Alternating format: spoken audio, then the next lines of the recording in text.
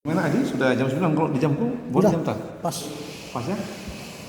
Jadi untuk pertama-tama kita mintalah Haryono Sianturi berdoa. Setelah itu Ovi, terangkanlah sekitar 3-4 menit apa yang kau tulis dalam proposalnya dia. Boleh dong kita Adi? Mari kita berdoa. Terima kasih Tuhan untuk penyertaan Tuhan yang merasakan hingga pagi hari ini. Kami boleh sampai di ruangan manusia di sekitar proposal ini bersama dosen membaca dan menguji Bapak Pendeta Bapak Sumri, Bapak Pendeta Dr. Saudara Sipayan dan Bapak Pendeta Dr. Kami harap bila kiranya Bapak di surga melalui ketiga membaca dan menguji kami boleh mendapatkan sesuatu yang membangun untuk persiapan proses penulisan tesis di masa-masa yang akan datang. Berkati perjumpaan kami hari ini dalam ujian ini boleh mendapat sukacita bagi kami semua. Dalam Yesus Kristus kami berdoa kepadamu. Amin. Amin. Ya. Silakan Adi. Ya. Terima kasih Pak untuk kesempatan yang disampaikan kepada kami. Saya akan coba memaparkan dalam waktu 3-5 menit tentang judul yang saya sampaikan, yaitu kasih Allah dan penderitaan ciptaan. Suatu tinjauan ekohermeneutika terhadap Roma 8 ayat 19-22 sebagai teologi Paulus dan implikasi teologisnya terhadap keutuhan ciptaan.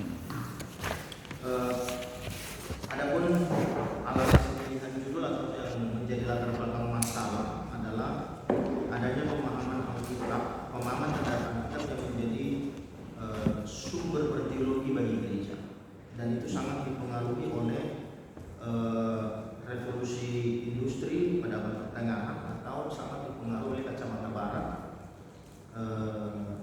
cara berteologi, cara mereka memahami Alkitab dan mempengaruhi teologi gereja, dan itu disampaikan oleh Lee White pada tahun 1967, dan itulah yang menjadi latar belakang banyaknya eksploitasi secara besar-besaran dan eksploitasi sebebas-bebasnya terhadap alam, karena dianggap alam ini sebagai penyokong kesejahteraan kebahagiaan bagi manusia. Jadi alam dipandang sebagai ciptaan Kristus. Nah, hal tersebutlah yang terjadi dalam pemahaman teologi kita terhadap lingkungan yang sangat antroposentris. Oleh karena itu, pembacaan atau pendekatan yang baru dalam membaca dan memahami Alkitab sangat diperlukan. Nah, dalam hal inilah saya menyebutnya sebagai ekohermeneutik yang digagas oleh Norman Habel dan Richard Bauckham dalam Perjanjian Baru, di mana mereka memaparkan alam sebagai topos utama dari teks dan melihat alam itu sebagai ciptaan yang sama, ciptaan yang setara. Nah, dalam pengerjaan tugas-tugas biblika pendekatan ini, jika pendekatan itu lingkungan alat penafsiran, maka sebagai peneliti harus mengangkatkan salah satu teks supaya pemahaman penafsiran itu dapat terlihat dalam pemahaman teks. Maka teks yang saya angkatkan yaitu Roma 8 ayat 19-22, teks yang ditulis oleh Paulus kepada jemaat di Roma yang berkaitan dengan penebusan ciptaan. Nah, lalu kemudian dari pembacaan teks itu saya ambil judul kasih Allah dan penderitaan ciptaan sebagai bagian dari judul penelitian ini yang diambil dari observasi teks sebelum teks itu ditafsir. Saya punya pemahaman atau saya punya tesis ini, Pak. Jika pembacaan ekohermeneutik terhadap Alkitab semakin sering dikampanyekan, maka penulis berargumentasi akan ada perubahan yang signifikan dalam teologi Kristen terhadap lingkungan. Karena pemahaman yang berkembang selama ini berasal dari pembacaan Alkitab yang sangat antroposentris, maka perubahan yang diharapkan pun adalah perubahan dalam pembacaan Alkitab supaya ada perubahan berteologi bagi gereja dewasa ini. Metodologi yang saya gunakan adalah kualitatif dengan pendekatan pembacaan teks-teks suci, pembacaan literatur-literatur yang mendukung penelitian ini, dan dalam proposal ini saya sudah cantumkan beberapa literatur utama dan juga literatur ensiklopedia Alkitab dan lain sebagainya serta literatur sekundernya. Dan metodologi ekologi ini dikerjakan dengan pendekatan penafsiran dan saya memilih ekohermeneutika sebagai pendekatannya dengan tujuan setelah menafsir teks Roma 98 ayat 19 sampai 22 ini penulis dapat menemukan kerangka berpikir ekoteologi Paulus, walaupun kalau dilihat konteksnya sebenarnya tidak ada pergumulan alam di sana, tapi pembaca masa kini bisa melihat kesadaran Paulus bagaimana pemahamannya terhadap teologi lingkungan, dan selanjutnya tulisan ini berimplikasi terhadap bagaimana manusia menjaga kehukuman ciptaan. Demikian Pak yang saya sampaikan. Terima kasih Adi. Ya. Jadi di sini ada 3 bapak dosen pengujian, masing-masing bisa memberikan waktunya 15 menit ya. Yang pertama-tama saya kepada Adi, pertama-tama nampakku kalau dalam membuat proposal ini sudah kadang-kala kurang hati-hati Adi, karena dari metode penulisan yang kau buat nampaknya beberapa nggak pas dengan metode penulisan yang selama ini kau lakukan ya. Contoh lihat dulu halaman 1 Adi. Kau lihat di sana itu paragraf kedua di samping, dalam kurung di samping. Nah itu kan harus dipisah di samping, nggak boleh lagi muncul karena sudah berkali nulis paper pada saya kan, kalau itu nggak boleh di walaupun dalam kurung seperti ini. Nah coba lihat lagi pada halaman 3. Bisa Adi? Coba paragraf terakhir baca. Berbicara paragraf terakhir berbicara tentang ekologi. Paragraf terakhir halaman 3. Berbicara tentang ekologi dan penciptaan merupakan kajian yang sangat aktual. Terus? Kemajuan dan perkembangan teknologi dengan segala rekayasa dan solusi yang ada di dalamnya. Nah, kenapa di dalamnya itu kau gabung? Di dalam, bisa ya kan? Atau harus di dengan kata-kata harus dipisah, ya?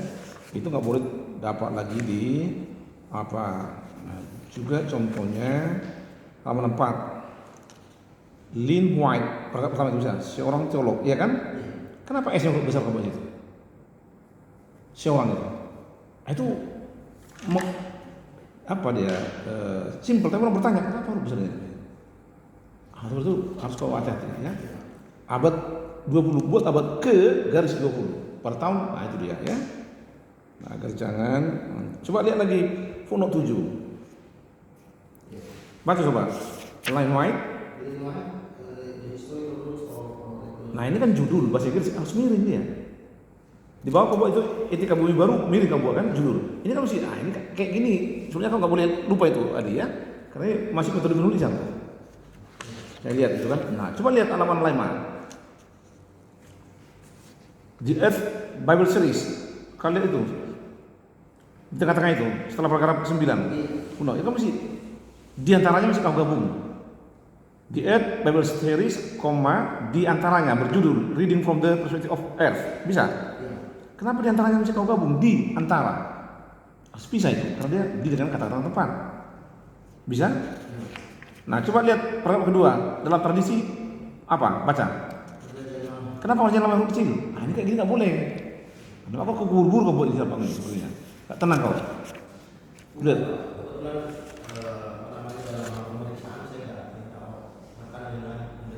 Nggak boleh. Nah ini kan kau presentasikan di depan dosen penguji, ya kan? Nah ini yang kita lihat. Kenapa bisa seperti ini metode penulisan si Adil itu kan? Itu yang harus. Nah, coba lihat apa mau Adi? Identifikasi masalah.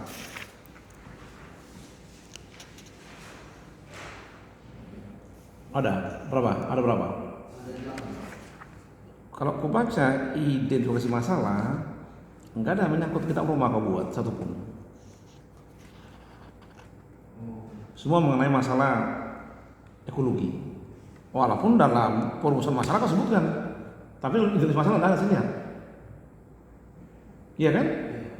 Nah, coba sebutkan beberapa poin yang kau lihat yang belum dipahami orang dalam membaca kitab Roma itu, ya kan? Nah, ini perlu. Nah, baru coba lihat berapa tujuan penelitianmu. tujuan penelitian 1,5. Berapa? 5. Manfaat berapa? Wah, kalau bisa sama lah buat. Tujuannya 5, manfaatnya sama. Jangan beda, ya kan? Karena tujuannya suka buat 5. Kalau bisa buat 6, bagus. Jadi sejajar dia. Tujuannya 6, manfaatnya 6, ya? Itu perlu di. Nah, itu yang saya lihat. Nah, sekarang pertanyaan mengenai isi. Itu mesti mengenai tulisan. Nah, kasih dalam penderitaan ciptaan, tinjauan ekohermeneutika, ya kan? Yang pertama saya tanya sama kau mendekati teks ini dengan metode ekohermeneutika atau kau memperhatikan unsur-unsur hermeneutika? Jadi kepada memperhatikan unsur-unsur ekohermeneutika. Kalau begitu kau buat apa metode pendekatan tafsirmu? Isu kritiskah atau kanoniskah atau narasi? Tapi walaupun dalam tafsiran kamu perhatikan unsur ekologi, nah, ini yang penting. Jadi itu nggak bisa disamakan. Kalau ini metode menafsir, kau harus bahas nanti metode penafsiran ekonomi dulu apa, ya kan? Kalau yang ini metode, tapi kalau kamu mengambil poin-poin yang berkaitan dengan eko, bisa kau katakan itu nanti yang kau perhatikan. Tapi kau jelaskan metode penafsiran kritis. Nah ini perlu, ya kan? Berarti kau lihatlah kau arahkan dia ke eko, karena kau angkat dengan topos eko ini. Ini beda dia. Jadi harus sebut metode apa kau sebut dalam maksud ini? Katakan metode kritis dengan yaitu memperhatikan relevansinya, ya kan? Dalam itu yang perlu kau rubah supaya jangan nanti kita salah mengerti dan pikir orang pendekatanmu pendekatan ekohermeneutika. Kalau ini kau pilih juga, ya kau harus bahas dulu itu metode penafsiran apa. Sama seperti kau membahas kritis dan kanonis, katakan itu metode ini. Soal dipakai seperti ini. Seperti ini baca. Nah kalau kamu itu bisa juga, tapi harus kau bahas metode itu. Beda dengan kau pendekatan dengan metode kritis, tapi kau perhatikan hal khusus mengenai eko. Nah itu beda ya kan, sehingga nanti kau arahkan dia ke eko. Bisa? Nah kalau itu metodenya, aku pikir Roma 8:19-22 ini itu nggak hanya masalah penelitian, tapi juga pengharapan. Pengharapan anak Allah. Nah udah baca teksnya semua. Jadi coba lihat teksnya itu, Roma 9:8.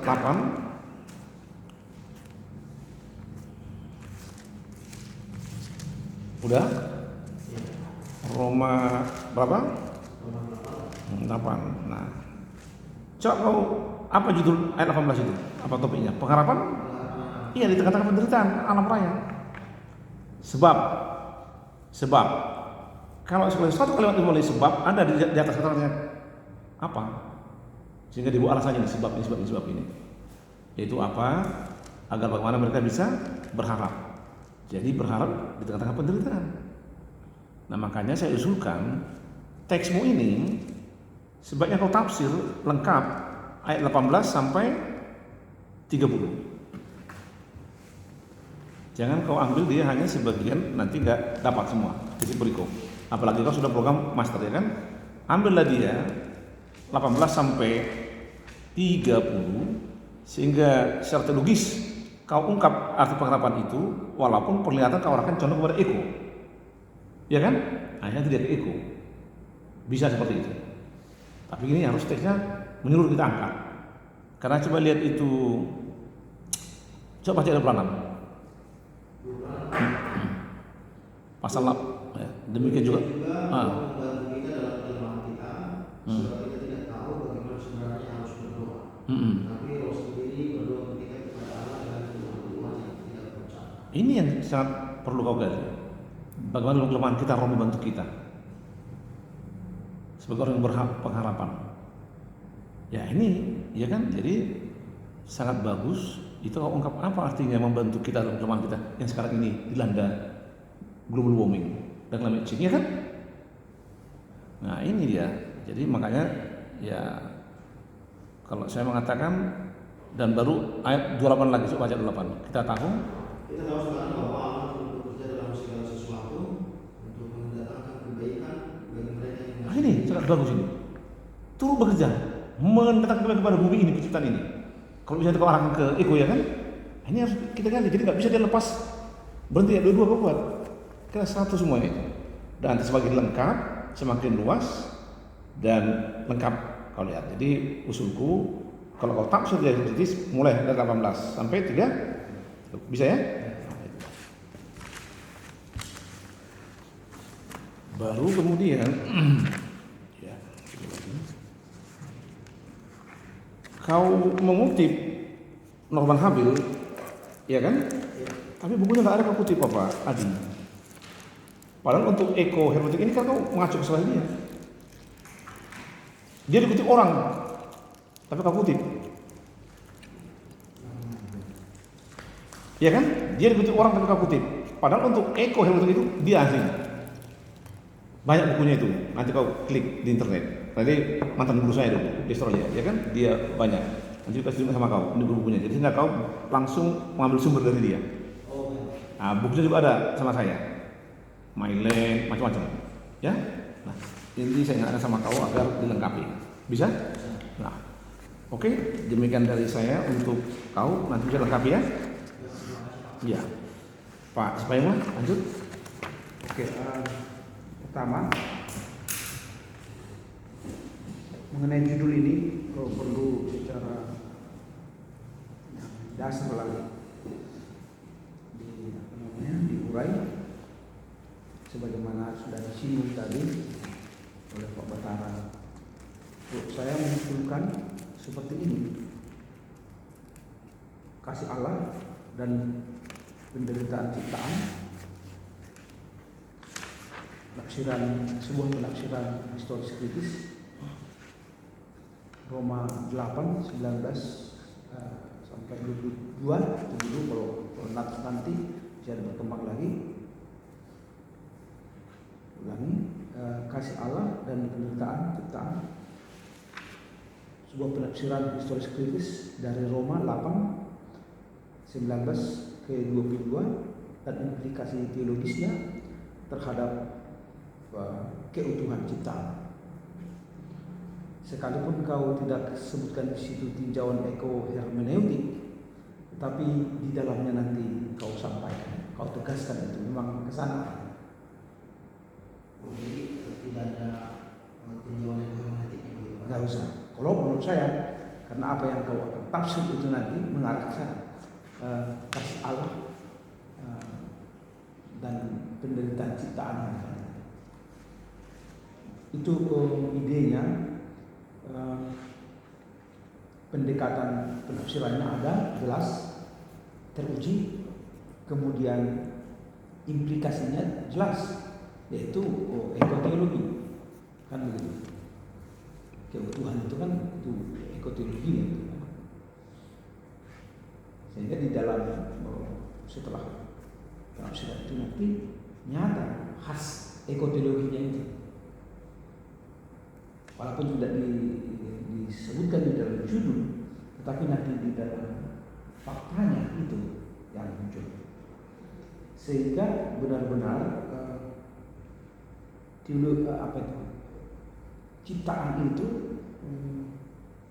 ciptaan itu mengungkapkan, mengekspresikan pujian kepada Tuhan. Walaupun ada penderitaan, tapi itu sasarannya misalnya sebagaimana yang disampaikan oleh Mazmur 190 ayat 6, dalam nafas memuji Tuhan. Jadi panggung kemuliaan nampak di dalam ciptaan termasuk manusia. Nah, itu yang pertama. Yang kedua, setelah saya membaca, memang kau sudah mencoba, tapi lebih tajam lagi. Misalnya perlu pemetaan persoalan-persoalan dalam artian penderitaan ciptaan. Perlu pemetaan itu, perlu contoh-contoh yang nyata. Apa itu penderitaan yang dialami oleh ciptaan ini? Apa keluhan ciptaan ini? Apa erangan ciptaan ini sekarang ini? Perlu diangkat di dalam pendahuluan ini sehingga nyata memang wah kita disadarkan wah ini sekarang yang kita hadapi, challenge yang kita hadapi. Nah, itu ya. Jadi pertajam lagi, perbanyak lagi contoh-contoh erangan ciptaan ini, keluhan penderitaan ciptaan ini, sehingga betul-betul dengan fakta yang ada harus ya satu sisi walaupun seperti itu kasih Allah itu nyata, dan dengan kasih Allah itu yaitu mendorong manusia bagaimana berlaku bertindak terhadap ciptaan lainnya kan gitu. Kan ini dorongan kasih Allah itu yang kita mengasihi manusia dan ciptaan lain. Nah itu yang kedua. Kemudian kalau landasan ekotologi itu, kalau itu kita angkat misalnya, harus jelas landasannya apa sih? Nah ini yang minim di sini. Landasan ekoteologi apa? Landasan kasih Allah, kalau bahasa itu yang saya gunakan, landasan kasih Allah terhadap ciptaan itu apa? Ya mungkin itu yang perlu dipertajam. Ya kalau sudah coba angkat kulit-kulitnya, nah intinya belum masuk gitu. Jadi landasan ciptaan itu apa? Landasan kasih Allah itu terhadap ciptaan itu apa gitu? Nah tentu satu yang belum kau angkat tentang kita ini kan ciptaan Tuhan dalam arti kita ini adalah gambar dan rupa Allah. Jadi hakikat sebagai gambar dan rupa Allah itu menjadi motivasi dorongan bagaimana Allah sendiri mengasihi ciptaan kan begitu. Karena kita adalah rupa dan gambar Allah, berarti kita juga harus mengasihi ciptaan. Dan itu landasan yang sangat penting ditonjolkan di sini. Itu yang belum ada. Dan kemudian bisa juga saya tambahkan itu nanti ciptaan Allah itu perlu diperlakukan adil. Diperlakukan adil loh. Karena ya itu kerinduan Tuhan kepada kita. Bagaimana ciptaan yang ada diperlakukan adil penuh kasih. Dan ini nanti terkait dengan judul besar itu kasih Allah. Baru yang berikut landasan-landasan itu kita angkat juga Kolose 1 ayat 15 itu, bahwa Kristus adalah anak sulung dari ciptaan dan lain-lain. Dan itu yang saya mau sampaikan supaya landasan ekoteologinya itu jelas. Bisa juga apa yang disampaikan Mazmur itu, bahwa ciptaan itu adalah milik Tuhan. Jadi karena ini milik Tuhan, ya kita ini adalah rupa Tuhan, kita harus memelihara ciptaan Tuhan itu kan. Jadi walaupun dari Roma, ya tentu dari Kejadian 2 ayat 15 itu harus nampak itu, nyata itu bagaimana aspek itu merawat, mendandani itu nyata dari kita sebagai rupa dan gambar Allah. Nah, tujuannya apa semuanya? Tujuannya apa? Tujuan judulmu ini apa ini semuanya? Sampai kepada implikasinya. Tujuannya apa? Harus ada goalnya. Itu juga yang masih sama. Tujuannya apa? Tujuannya tadi saya sampaikan bahwa supaya gereja atau pembaca Alkitab masa kini bisa melihat Alkitab dengan cara pandang yang baru, bukan saja menempatkan manusia atau membaca Alkitab dari sisi antroposentris, tapi kita melihat dari sisi kosmosentris. Artinya kita melihat ciptaan itu secara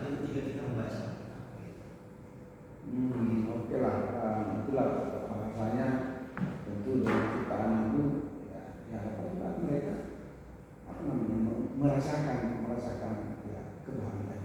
Oh, yang terakhir, paling terakhir saya lupa tadi, pemahaman hermeneutik terhadap teks-teks tertentu, misalnya dalam kejadian itu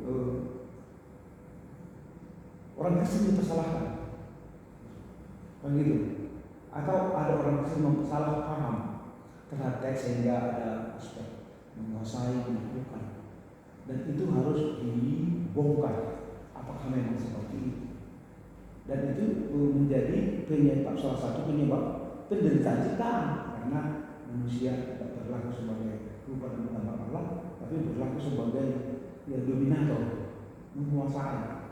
Nah, itu saya kira ada ya, itu saya lupa tadi menyampaikan, itu juga sebagai akar masalah kok memang benar pengakuan mereka. Nah, ya, gereja itu nanti jadi jadi ya memelihara menjaga bagaimana utuh ciptaan Tuhan. Ya, itu saja Pak. Terima kasih Pak Suwayo. Dilanjutkan Pak Arafah. Sebelum ke Pak, Ya. ada sedikit saya mau mengatakan Silakan. mengenai yang sudah Bapak sampaikan mengenai sumber penafsiran sosiologis, Pak. Penafsiran sosiologis ini kan berkembang di abad pertengahan, Pak, ketika revolusi industri. Justru tulisan ini mau mengomentari cara penafsiran sosiologis. Itu sebabnya nanti saya akan katakan metode penafsiran sosiologis dan penafsiran sosiologis terhadap teks Roma 8 ini. Tapi dalam alur penulisan ini saya rencanakan saya akan mencoba melihat unsur-unsur ekohermeneutiknya. Jadi kalau saya buat nanti di sini penafsiran sosiologis, maka kita akan menemukan teks yang salah atau konsensus begitu. Nah, jadi yang mau saya maksud ialah tinjauan ini tinjauan ekohermeneutik, tapi di dalamnya nanti saya akan sampaikan juga penafsiran sosiologis dalam terhadap teks Roma 8 ini. Ya, artinya kau akan menyajikan misalnya langkah-langkah ekohermeneutik itu gimana? Kan itu pekerjaan yang akan dilakukan.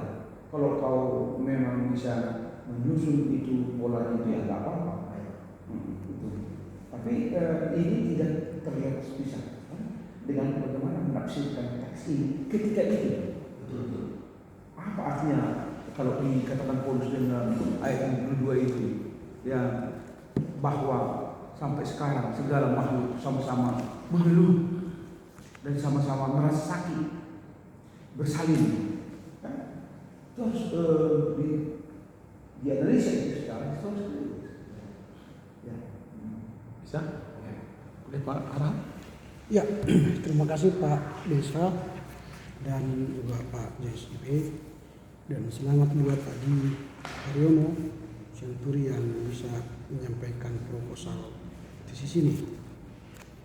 Saya akan menambahkan dari apa yang disampaikan oleh MC yang sebelumnya. Hal teknis nanti dalam catatan kaki kata-kata yayasan, PT, CV, penerbit itu tak usah ditulis. Misalnya yayasan Andi penerbit, Gramedia, CV Sinarta, tak usah. Yayasan Bina Kasih itu misalnya disingkat aja YKBK, Yayasan Kasih Bina Kasih. Baru harus konsisten menggunakan nama percetakan. Misalnya BPK Gunung Mulia, BPK GM, harus konsisten. Kalau BPK Gunung Mulia sampai habis itu harus BPK Gunung Mulia. Kalau BPK GM, BPK GM terus. Jangan kau buat Gunung Mulia Hahap masuk suka. BPK Gunung Mulia jadi kau tambah mana sana Gunung Mulia. Nah itu ya soal teknis. Kemudian kita masuk pada isi. Kalau judulnya kasih Allah dan penderitaan ciptaan menjadi suatu tinjauan ekohermeneutis. melanjutkan apa yang disampaikan oleh Pak JSP tadi, apa yang menjadi persoalan ketika melihat teks Galatia Roma 8:19-22 itu sekarang?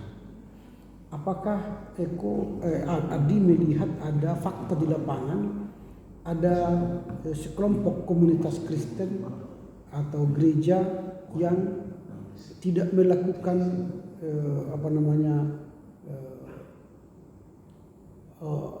melakukan sesuai dengan firman Tuhan pengelolaan ayat alam ini?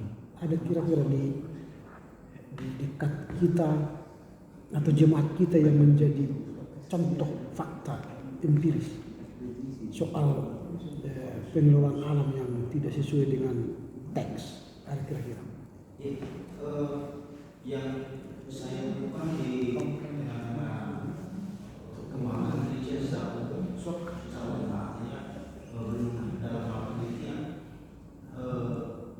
gereja saat ini sering sekali menyerukan seruan-seruan teologi, termasuk di tempat kami di KPI, bahwa seruan-seruan tentang keutuhan ciptaan dan seruan-seruan tentang kepedulian ekologi itu selalu seruan sampai saat ini, termasuk terakhir dalam rapat berita di KPI di tahun 2022. Tapi kenyataan yang ada adalah bahwa di KPI masih menjadikan manusia atau sebagai pemusuh Allah, bukan Allah sebagai pemusuh Allah. Kenapa itu terjadi? Karena pendekatan-pendekatan yang dipakai bukan pendekatan Buddhis, pendekatan yang dipakai adalah pendekatan-pendekatan praktis untuk mendapatkan dampak yang baik. Padahal secara teori yang sangat sederhana sekali, kalau manusia sangat mencintai alam, manusia tidak mempergunakan alam secara sebebas-bebasnya, maka ekonomi kita surut. Tapi kalau manusia memakai ekologi itu sesuka-sukanya, memanfaatkan alam itu sesuka hati, maka ekonomi meningkat. Jadi enggak, yang saya maksud begini, teks yang kau tawarkan ini kan Roma 8:19-22. Apa persoalan teologi di sana? Ada enggak di situ merujuk penderitaan yang merusak alam, sehingga teks ini mau hendak kita gunakan menafsir persoalan empiris itu untuk menjawab persoalan empiris itu, sehingga pendekatan kita ialah ekohermeneutika teks ini untuk menjawab pergumulan penderitaan yang fakta di lapangan tadi yang kau sebut tadi. Ada kira-kira persoalan itu? ya, karena fakta tadi, maka saya mencoba menawarkan pembacaan kita yang ditawarkan oleh teman-teman. Kalau pembacaan dengan itu kita akan menemukan dan melihat Alkitab itu sebagai Allah sebagai pemusuh Allah. Maka ketika membaca teks Roma 8 ini, pembaca masa ini tidak hanya melihat pengharapan anak-anak Allah dalam hal ini manusia, tapi pembaca masa ini bisa melihat pengharapan anak-anak Allah dalam penerusan ciptaan itu berkaitan kepada seluruh ciptaan. Ya, maksud itu saya belum menemukan di dalam teks soal kasih Allah dan penderitaan ciptaan, itu yang saya maksud. Maksud dalam pemilihan judul kan ada beberapa kata yang diulangi lalu diangkatkan sebagai judul. Lalu yang kedua diobservasi dulu baru diangkatkan menjadi judul. Yang ketiga ditafsir dulu baru diangkatkan menjadi judul. Jadi tadi dalam pemaparan saya sampaikan bahwa setelah saya mengobservasi, jadi ada yang diobservasi itu apa? teks Roma ini, di sana ada pengharapan anak Allah, ada ciptaan yang segala makhluk mengenang. Jadi segala makhluk mengenang ini saya sebutnya sebagai penderitaan ciptaan. Tapi pengharapan itu saya melihatnya itu sebagai kasih Allah. Itulah maksudnya saya menyebut sebagai kasih Allah dan penderitaan ciptaan. Pertama saya menyebut sebagai pengharapan dan penderitaan ciptaan, tapi ternyata masih ada di luar pengharapan itu juga penebusan. Sehingga saya menggunakan diksi kasih Allah dan penderitaan ciptaan. Begitu. Nah, iya, erangan itu apakah tadi saya masih melanjutkan pertanyaan Pak JSP. Apakah erangan itu erangan kosmologi atau erangan jiwa ini, hati yang menderita, atau alam yang rusak sehingga mereka menyerang? Itu yang tadi yang masih belum jelas. Sehingga ini nanti menjadi sebuah kajian eko-hermeneutika. Nah, konteks Paulus itu apakah dia sudah bicara teologi? Itu yang menjadi persoalan kita nanti. Sehingga kajian kita ini tidak mendarat. Karena yang dikaji Paulus tidak ada berkaitan dengan alam. Kalaupun ada kata-kata makhluk di sana telah ditaklukkan kepada kesia-siaan, ini bukan bicara alam yang rusak pada kala itu. Ini itu yang mau nanti kau yang gagal capek mencari mengkontekstualisasikan pemikiran ini kepada ekoteologinya, itu yang saya maksud. Memang dalam konteks Paulus ini lebih kepada erangan atau penderitaan dan dosa. Berusaha, tapi bukan perhubungan lingkungan atau logika. Namun dalam metode atau penafsiran ekonomi kita melihat pembaca masa kini melihat kesadaran Paulus itu walaupun dulu belum ada perhubungan lingkungan, tapi kesadaran itu sudah ada. Itu yang dilihat oleh pembaca dengan mendapatkan penelitian. Oke, kalau misalnya itulah yang harus diteruskan, baru saya akan masuk pada persoalan akademis, ya. Karena sepanjang halaman 1 sampai halaman 9 itu yang kau jelaskan itu masih definisi tentang ekoteologi.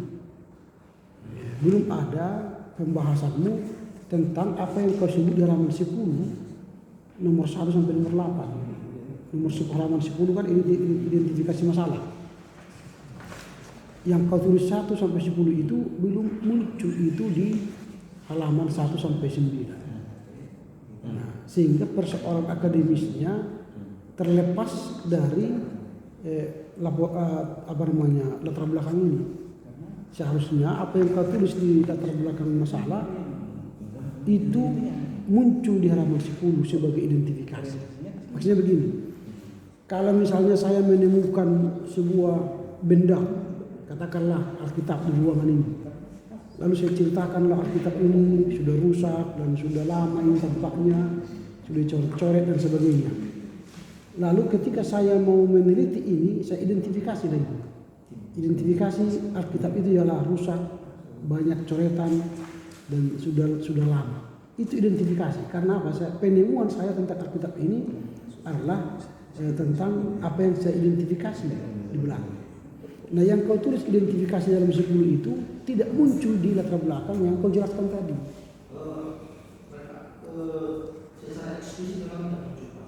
Nah, ini tidak bisa. Dalam sebuah latar belakang tidak boleh eksplisit implisit, tak tersurat, harus tersurat karena ini penyelidik akademis. Maksud saya begini, Pak, di dalam latar belakang masalah ada penggunaan kalimat yang lain, lalu di dalam identifikasi yang salah dia penggunaan diksinya berbeda tapi merujuk kepada Tidak bisa. gitu. Tidak bisa. Jadi setiap apa yang tertulis di latar belakang itulah yang harus tertulis di identifikasi masalah. Ini tidak bisa kita menafsir di sini. Latar belakang masalah nggak bisa ditafsir di identifikasi masalah. Nah, makanya 8 poin itu, misalnya contoh, adanya kecenderungan pemahaman kasih Allah dipahami sebagai relasi manusia dengan Allah. Ini tidak ada di sini. Kemudian adanya banyak bencana alam, ketidakseimbangan alam. Ini tidak muncul di sini. Karena saya katakan tadi, latar belakang masalah ini menceritakan yang ini, lalu ketika kau identifikasi masalahmu muncullah ini. Ini sama sekali tidak ada. Misalnya kurangnya pemahaman teologi dan ekologi dalam akibat model pembacaan Alkitab yang mengakar. Kalau ini muncul di sini, maka kalimatmu di halaman 9 itu dalam hal inilah penulis mencoba menemukan kerangka ekoteologi. Kalimat ini akan muncul jika kau jelaskan masalah di atas. Tapi ini kan tidak ada masalah akademis. Masalah akademis baru muncul di identifikasi masalahnya. sementara identifikasi masalahmu tidak muncul di latar belakang masalah. Itu yang tidak sinkron. Nah, dalam penelitian akademis dia harus tampak di latar belakang, gitu ya. Kemudian tadi sudah kita bincang di awal soal metodologi yang kau gunakan di halaman 13 itu ya. Metodologi inilah yang membedakan kita dengan S1. Nah, di sini kan metode ini bukan masih metode digunakan. Metode yang dilakukan ialah penelitian kepustakaan, baru penelitian lapangan. Mana yang kau gunakan? Apakah kualitatif atau kuantitatif? Yang dua ini digunakan semuanya ini. Entahkah kualitatif, entahkah kuantitatif, entahkah campuran, digunakan ini dua-dua. Tapi apa pisau bedahmu untuk membuka tabir ekoteologi tadi? Pastilah ini kualitatif karena ini tafsiran kan. Nah, kalau saya misalnya buat metodologi yang saya gunakan dalam penyusunan tesis ini adalah kualitatif dengan menggunakan metode ekohermeneutik. Itu metode. Jelas kalau nanti ekohermeneutik itu di bab 3mu sebagai langkah-langkah penafsiranmu. Nah, makanya sistematika penulisanmu di bab halaman 14 itu bab 3 bukan menjelaskan tentang kasih Allah, tetapi bab 3 ini nanti menjelaskan bagaimana metodologi yang kau gunakan untuk membahas tesis ini. Isi itu nanti isi bab 3 di halaman 14 itu. Metodologi penulisan misalnya itu akan membahas metodologi penelitian dalam tesis ini. Nanti diurai kalau di situ tentang ekohermeneutika itu. Baru terakhir dari saya, buku-buku yang kau gunakan masih sedikit. Dalam penulisan proposal tidak perlu ini daftar acuan buku ini, tidak perlu. Yang perlu bagi kami adalah daftar pustakamu. Artinya buku yang kau gunakan dalam buku dalam proposalmu ini. Yang kau gunakan masih 10 buku yang kau gunakan dan bahasa Inggris tidak ada. Syarat persyaratan kita untuk menulis proposal buku itu 50 dan yang berbahasa Inggris itu 10. Itu persyaratan kita sampai sekarang. Nah, artinya nanti ya dicobalah mencari buku-buku sampai 50 untuk mendukung proposal ini dan berbahasa Inggris 10. Itu belum termasuk yang dictionary ya. Dictionary tidak masuk bahasa Inggris walaupun bahasa Inggris dia. Enggak buku itu. Bukan maksudnya usulan buku yang Enggak. Itu tidak masuk dalam proposal. Usulan buku-buku tidak masuk dalam proposal kita. Kalau dalam tata cara penulisan tesis kita enggak ada itu. Jadi yang ada ialah daftar pustaka. Buku yang kita gunakan dalam menulis proposal ini. Kalau masih 10, wah ini kan masih minus. Lalu saya cari mana buku-buku tafsiran ekoteologi di sini nggak ada digunakan kan, penulisnya ada siapa? Apa menjadi dasar teorimu nanti ketika menggunakan ekoteologi membedah Roma 8 itu? Nggak ada di sini kan? Nah ini jadi tambahan nanti buku-bukunya. Bukan daftar ajuan buku. Kalau itu bisa kita daftar 1000 buku. Tapi buku yang kita gunakan menulis proposal inilah yang akan kami hitung. Bukan ajuannya. Ajuan itu entah dari mana pun dapat bisa gitu. Dari Google Internet pun ada. Cari ajuan di buku. Ya itu ya. Demikian biasanya Pak. Terima kasih. Jadi udah semua kau tampung apa tadi? Nah itu nanti bisa kau perhatikan ya agar nanti menjadi pedoman final untuk menulis apapun tesis ini. Ya kau tampung aja dan nanti diperbaiki supaya dia istilah bahasa katanya desik, ya kan? Di post bisa nanti kau mulai menulis tesisnya. Bisa ya? Jadi dengan berakhirnya apa kita masuk kita beri kepada saudara Adi Harun Syamturi, selesailah mengenai seminar proposal untuk Adi. Terima kasih banyak Adi dan kita bisa berdoa ya. Kita tutup, kita berdoa.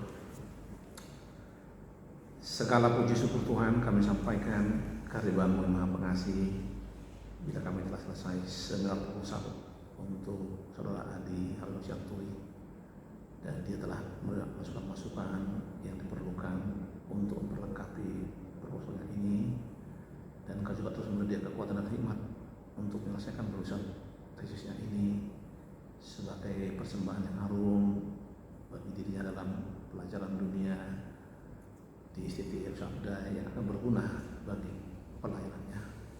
Engkau berkati dia dengan kesehatan, rezeki, dan apa semua yang diperlukan untuk mengakhiri dan melanjutkan studi ini. Terpujilah nama Tuhan.